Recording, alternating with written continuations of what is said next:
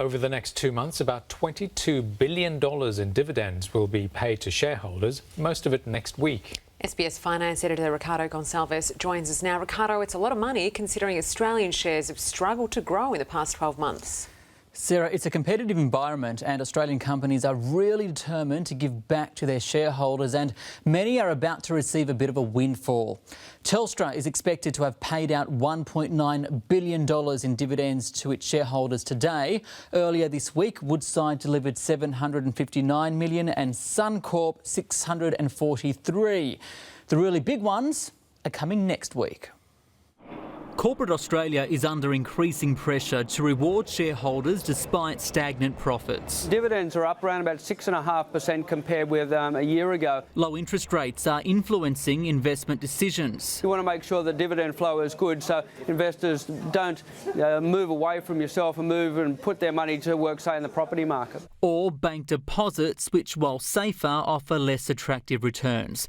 Bank, food and real estate shares are paying dividend yields of more than 5% on average.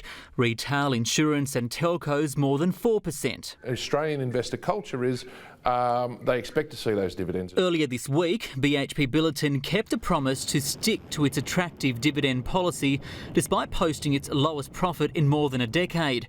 It's expected to pay out the biggest portion of the $22 billion dividend pool at $4.6 billion. CommBank will deliver $3.6 billion, Wesfarmers $1.2.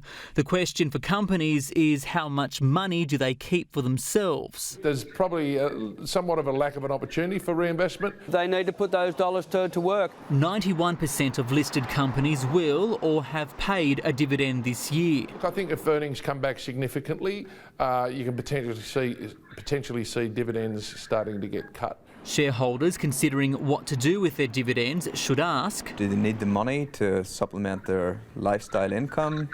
Do they want to save the money for future goals, or do they want to invest it back into the share market, for example? If you're thinking about reinvesting, well, I guess if you look at the Australian share market with the correction that we've seen over the last few months, there is value appearing in the market again. But if you spend your payout at the shops, then that's going to provide momentum for the economy. Something for the Reserve Bank to consider.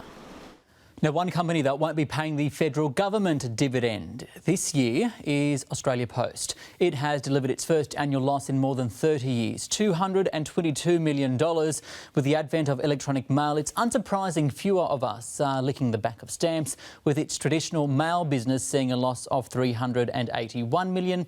Parcels now account for half of its revenue.